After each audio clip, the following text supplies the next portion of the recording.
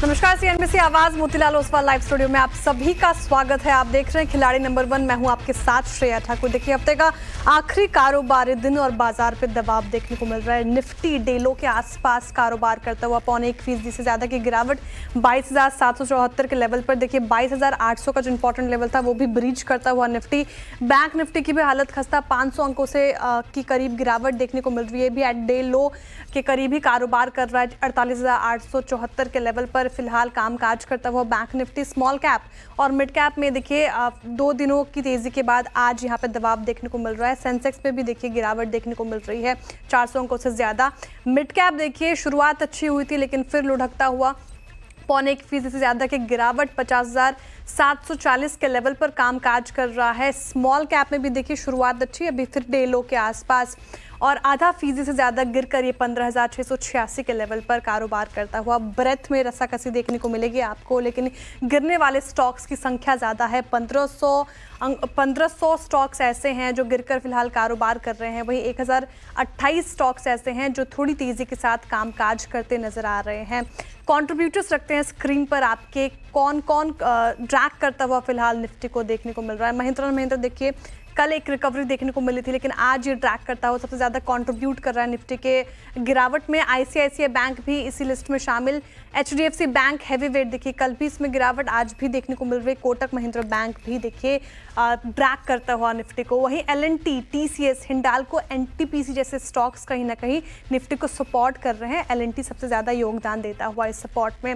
Bank Nifty का contribution plate आपके screen पर रखते हैं। वही सारे स्टॉक्स आपको दिखेंगे। HDFC bank, Kotak Mahindra bank, axis bank जैसा हैवी वेट ड्रैग करता हुआ इस निफ्टी बैंक की गिरावट में सबसे ज़्यादा कंट्रीब्यूट कर रहा है आईसीआईसीआई बैंक। देखिए ये भी ड्रैग करता हुआ। फिलहाल बाजार की जो हालत है वो खस्ता है हफ्ते के आखिरी कारोबारी दिन में। लेकिन क्या जो हमें लगातार 3-4 दिन से एक ट्रेंडिंग पैटर्न देखने को मिल रहा था कि लास्ट आवर में एक रिवाइवल देखने को मिलता था, क्या वो भी आज देखने को मिलेगा? उस पर भी खासी नज़र रहेगी। क्लोजिंग बेल्स किस ओर इशारा कर रही है उस पर भी हम ध्यान देंगे। लेकिन खिलाड़ी नंबर 1 में अब हम जोड़ते हैं हमारे खिलाड़ियों को। तो मेरे साथ मौजूद हैं पंकज रांदर जी, मधु बंसल जी और रूपक दे जी। आप तीनों का बहुत ही स्वागत है एक बार फिर से हफ्ते का आखिरी कारोबारी दिन। और देखिए खिलाड़ी नंबर 1 की विजेता इस बार कौन होते हैं वो देखने वाली बात होगी। लेकिन पहले रखते हैं रिटर्न कार्ड हमारे खिलाड़ियों की स्क्रीन पर। अभी कौन से खिलाड़ी लीड लेते हुए? देखिए यहाँ पे कड़ी टक्कर, तीनों में ही कड़ा मुकाबला देखने को मिल रहा है। लेकिन फिलहाल अभी मधु बंसल जी ही लीड कर रही हैं। 8.6% इनका पोर्टफोलियो रिटर्न देता हुआ। दूसरे पायदान पे रूपक दे जी आ गए हैं, 8.5% इनका पोर्टफोलियो रिटर्न दे रहा है। वही पंकज जी तीसरे पायदान पे 8.40% का रिटर्न इनका पोर्टफोलियो जनरेट करता हुआ। तीनों में ही कड़ा मुकाबला देखने को मिल रहा है। एक स्टॉक ऐसा किसी के तरफ से आता हुआ जो इस बाजी में जीत सकता है। फिलहाल रखते हैं पोर्टफोलियो मधु जी का, रखिए स्क्रीन पर। क्या स्थिति वहाँ पे देखने को मिल रही है? कौन से स्टॉक्स में उन्होंने प्रॉफिट बुकिंग की है? देखिए जेके सीमेंट से इन्होंने प्रॉफिट बुकिंग की है, साथ ही बीकाजी से भी इन्होंने प्रॉफिट बुकिंग कर ली है। दोनों ही बाई साइड की ट्रेड थी फिलहाल इनकी। Madhu ji good morning. क्या लग रहा है जिस तरीके से आखिरी कारोबारी सत्र में बाजार में दबाव देखने को मिल रहा है, कौन से स्टॉक्स आपने चुने हैं? जी good morning to my fellow participants also. जिस तरीके से बाजार आज चल रहा है काफी गिर चुका है। एक क्लैरिटी जो हमें बाजार को देख करके मिली है कि 22,725 और 22,800 का एक बाइंग लेवल यहाँ पे बाजार बार बार बनाता जा रहा है, जिसको देखते हुए ऐसा लगता है कि फर्दर कोई फ्रेश सेलिंग आज के लिए दर्शकों को नहीं करनी चाहिए। हो सकता है बाजार यहाँ से एक रिवाइवल की तरफ ही बढ़े। तो मेरी मेरी तरफ से कोई फ्रेश सेल ऑन राइज की स्ट्रैटेजी यहाँ नहीं अपनानी चाहिए। जी पिक क्या, कौन सा स्टॉक चुनेंगे आप आज के सत्र के लिए? जी मेरा पहला स्टॉक रहेगा इंडिगो। इंडिगो में मुझे एक फ्रेश बाइंग अपॉर्चुनिटी मिली है। टारगेट ऊपर के लिए 4,960 और स्टॉप लॉस 4,370 का मैं रख करके चलना चाहूंगी। इंडिगो फिलहाल बाई साइड की ट्रेड मधु जी की तरफ से आते हुए देखिए इसमें भी अच्छी तेजी आज के सत्र में देखने को मिल रही है। टारगेट और स्टॉप लॉस अभी आपके स्क्रीन पर आएगा, वो भी पढ़ के बताएंगे। देखिए लेकिन इंटरग्लोब एविएशन ब्रोकरेजेस पे इस पर बुलिश नजर आ रहे हैं। एक बार रखिए टारगेट और स्टॉप लॉस स्क्रीन पर। अगर या फिर रखते हैं अब पोर्टफोलियो पंकज जी का स्क्रीन पर, उनमें क्या कुछ एक्शन देखने को मिल रही है? चलिए एक बार ये भी देख लेते हैं। बाई साइड की ट्रेड इंटरग्लोब एविएशन 4670 का इन्होंने टारगेट सुझाया है, स्टॉप लॉस 4370 का मेंटेन करके चलिए। अब रखते हैं पंकज जी का पोर्टफोलियो स्क्रीन पर, क्या स्थिति वहाँ पे देखने को मिल रही है, कहाँ से उन्होंने प्रॉफिट बुकिंग और एग्जिट किया है? तो CESC से उन्होंने प्रॉफिट बुकिंग कर ली है, साथ ही एक और जो स्टॉक उन्होंने सुझाया था पिरामल फार्मा, वहाँ से भी उन्होंने प्रॉफिट बुकिंग कर ली है। पंकज जी गुड मॉर्निंग, आप बताइए आपने क्या चुना है आज के सत्र के लिए? Good morning Shreya ji and good morning everyone on the panel. Shreya ji देखिए, आज का जो ट्रेड रहेगा मेरा त्रिवेणी टरबाइन के ऊपर मैं बेट लेना चाहूंगा। 607 रुपए के करीब करीब ये अभी ट्रेड कर रहा है। बहुत शानदार ब्रेकआउट इसके अंदर देखने मिला है और ये हाई बीटा स्टॉक है। बेसिकली चार्ट स्ट्रक्चर काफी कन्विंसिंग लग रहे हैं, तो त्रिवेणी टरबाइन में खरीदारी की सलाह रहेगी with the stop loss of 580 और टारगेट जो रहेगा 660 का। ठीक है, 580 का स्टॉप लॉस और 660 का टारगेट के लिए फिलहाल आपको त्रिवेणी टरबाइन, इसमें बाई साइड की ट्रेड आती हुई देखिए, ये भी डे हाई के लेवल पर कारोबार करता हुआ, तो बाई साइड की ट्रेड पंकज जी की तरफ से त्रिवेणी टरबाइन आती हुई। अब रखते हैं पोर्टफोलियो रूपक जी का स्क्रीन पर, क्या स्थिति वहाँ पे देखने को मिल रही है, एक बार वो उस पर नजर रखते हैं। कहाँ से उन्होंने प्रॉफिट बुकिंग की है, कहाँ से एग्जिट लिया है? तो देखिए global health, Castrol India, in fact अगर आप देखें जोमेटो और BSC, तीनों से ही इन्होंने प्रॉफिट बुकिंग कर ली है रूपक जी ने। रूपक जी बताइए क्या पिक कर रहे हैं आज के सेशन के लिए, सेल साइड की ट्रेड या बाय साइड की ट्रेड? जी देखिए, इंडेक्स देखते हैं तो इंडेक्स में निफ्टी ने एक बेयरिश फ्लैग पैटर्न का ब्रेकडाउन दिया। फिलहाल तो मुझे नेगेटिव लग रहा है शॉर्ट टर्म के लिए, बट इमीडिएटली मुझे लगता है एक रिकवरी आएगा टुवर्ड्स 22,850 और अभी 22,850 के नीचे जब तक रहेगा मार्केट, तो लार्ज कैप्स और ओवरऑल जो हेडलाइन इंडाइसेस है निफ्टी, बैंक निफ्टी में सेलिंग प्रेशर रहेगा, but mid cap and small cap थोड़ा और परफॉर्म कर सकता है। तो मेरा पहला पिक रहेगा केन्स में बाई कॉल रहेगा। स्टॉक ने एक कंसोलिडेशन ब्रेकआउट दिया और वीकली चार्ट पे इसका हिडन पॉजिटिव डाइवर्जेंस दिख रहा है RSI में, तो मुझे लगता है 5100 तक जा सकता है ऊपर और नीचे एक स्टॉप लॉस मेंटेन करना होगा 4185 के नीचे।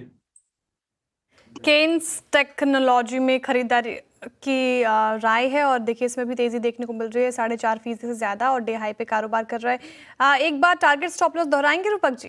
जी, टारगेट रहेगा 5100 और स्टॉप लॉस रहेगा 4184। ठीक है, 5100 का टारगेट फिलहाल इस पर्टिकुलर काउंटर में, वहीं स्टॉप लॉस ध्यान रखिएगा 4185 का लगाकर चलना है केन्स टेक में आपको। तो फिलहाल ये बाई साइड की ट्रेड हमारे तीनों ही खिलाड़ियों की तरफ से आते हुए। पंकज जी दूसरा पिक? जी डेफिनेटली वेट करना चाहूंगा, क्योंकि जिस लेवल पर मुकाबला आ चुका है तो थोड़ा वेट एंड वॉच की थोड़ी सी रणनीति रहेगी मैम। ठीक है, थोड़ा सा इंतजार पंकज जी से बिल्कुल। अभी मैं खुद जब रिटर्न कार्ड देखा मैंने अभी, तो मैं भी बहुत ही एक्साइटेड थी कि जिस तरीके से कड़ा मुकाबला देखने को मिल रहा है हमारे तीनों ही खिलाड़ियों के बीच में। चलिए अब मधु जी आप दूसरी पिक बताएंगी? जी मैं भी थोड़ा सा इंतजार करना चाहूंगी। ठीक है, थोड़ा सा इंतजार मधु जी की भी तरफ से। रूपक जी आपकी क्या होगी सेकंड पिक? मैं भी इन दोनों को फॉलो करना चाहूंगा। बिल्कुल, जिस तरीके से मूड माहौल देखने को मिल रहा है बाजार में, क्या रिवाइवल आएगा उसके मद्देनजर ही हमारे तीनों खिलाड़ी पिक्स देंगे और कोई भी अपडेट हम आपको CNBC आवाज़ पर इत्तला करते रहेंगे। चलिए इसी के साथ वक्त हो चुका है छोटे से ब्रेक का। ब्रेक के बाद फिर हाजिर होते हैं, आप देखते रहिए CNBC आवाज़। वेलकम बैक, आप देख रहे हैं खिलाड़ी नंबर 1। देखिए टेस्ला पिछले कुछ दिनों से काफ़ी सुर्खियों में है और टेस्ला की भारत में एंट्री से पहले सरकार नई EV पॉलिसी को नोटिफाई कर सकती है। सूत्रों के मुताबिक सरकार इंपोर्टेड EV की इंपोर्ट ड्यूटी 110% से घटाकर 15% कर सकती है। इसके साथ ही दुनिया में EV को लेकर क्या पॉलिसी है, इसकी डिटेल देने के लिए हमारे दो सहयोगी रोहन सिंह और यतिन मोता हमारे साथ जुड़े हुए हैं। रोहन जी पहले आपके पास आना चाहूंगी। सबसे पहले आप बताइए कि नई EV पॉलिसी को लेकर क्या तैयारी हो रही है? जी श्रेया, ये पॉलिसी काफी समय से इस पे काम चल रहा था और जो डेवलपमेंट अभी हुआ है वो ये है कि अगले कुछ महीनों में 1-2 महीने के अंदर सरकार इसे नोटिफाई कर सकती है कुछ चेंजेस के साथ। जो पॉलिसी है बहुत साफ है कि जो भी ग्लोबल कार मैन्युफैक्चरर्स अगर वो जो प्रीमियम EV बनाते हैं वो भारत में निवेश करें, कम से कम $500 मिलियन का निवेश करें और 5 साल तक जो इंपोर्ट ड्यूटी है उसमें छूट मिले। अभी 110% के लगभग इंपोर्ट ड्यूटी लगती है, उसे कम करके 15% किया जा सकता है अगर ये कंपनियां कमिटमेंट करती हैं कि वो भारत में निवेश करेंगी। और जो सीमा है वो क्या रखी गई है कि हर साल 8,000 गाड़ियां आप इंपोर्ट कर सकते हैं इसमें, यानी 5 साल में लगभग 40,000 गाड़ियां आप इंपोर्ट कर सकते हैं। कुछ बदलाव जो है कई round of stakeholder consultation के बाद सरकार कर रही है। मसलन कि अगर किसी कंपनी का ऑलरेडी भारत में प्लांट है और वो उसमें एक अलग ईवी असेंबली लाइन लगाना चाहती है तो उसे भी अलाउ किया जाएगा। साथ ही चार्जिंग इंफ्रास्ट्रक्चर में वो 5% तक अगर इन्वेस्ट करती है तो उसे भी काउंट किया जाएगा। हालांकि जो डोमेस्टिक वैल्यू एडिशन है वो 5 साल में 50% तक करना जरूरी होगा। सरकार एक विंडो खोल सकती है आने वाले दिनों में, लगभग 4 महीने का ये विंडो रहेगा जिसमें तमाम जो कंपनियां हैं वो इसमें पार्टिसिपेट कर सकती है। लेकिन एक चीज जो हमें सूत्र बता रहे हैं, कम से कम 3-4 राउंड हो चुके हैं स्टेक होल्डर कंसल्टेशन के, तमाम जितने बड़े ग्लोबल कार मैन्युफैक्चरर्स हैं उन्होंने पार्टिसिपेट किया। टेस्ला ने शुरुआती 1-2 कंसल्टेशन के बाद अब तक कोई खास रुझान नहीं दिखाया है, लेकिन अभी समय है जब विंडो खुलेगा और सरकार का ये भी कहना है कि वो मल्टीपल टाइम ये विंडो खोल सकती हैं, तो उसमें क्या रुचि होती है ये देखना होगा। बट फिलहाल अभी तक कोई क्लियर कमिटमेंट नहीं आया। हाँ, ये जरूर है कि यूरोपियन कोरियन कंपनियों की तरफ से कई सारे जो है इंटरेस्ट देखने को मिल रहे हैं फिलहाल। कोई क्लियर कमिटमेंट नहीं है फिलहाल, लेकिन सरकार की तरफ से क्या कुछ एक्शन इस पूरे स्पेस को लेकर आएगी वो देखने वाली बात होगी। शुक्रिया रोहन तमाम जानकारी के लिए। अब यतिन आप बताइए कि दुनिया के बड़े देश कैसे ईवी को रफ्तार दे रहे हैं, क्या है बड़े देशों की ये पॉलिसी, उस पर थोड़ा प्रकाश डालिए। बिल्कुल, और अगर हम देखें तो ये जो भारत इंसेंटिव्स दे रहा है इलेक्ट्रिक व्हीकल्स को, ये नई बात नहीं है। ग्लोबली अगर हम देखें तो चाइना, यूरोप, यूएस, काफ़ी सारे देश इलेक्ट्रिक व्हीकल्स को बढ़ावा देने के लिए विविध प्रकार के इंसेंटिव्स देते हैं। और इसी वजह से कुछ साल पहले यानी 5 साल पहले अगर आप देखें तो 40 गाड़ियाँ जब बिकती थी उसमें से सिर्फ एक इलेक्ट्रिक व्हीकल बिकती थी, लेकिन आज की तारीख में हर ग्लोबल गाड़ी 4 के सामने एक इलेक्ट्रिक व्हीकल बिक रही है। तो इलेक्ट्रिक व्हीकल्स का पेनिट्रेशन बढ़ता हुआ नजर पड़ रहा है।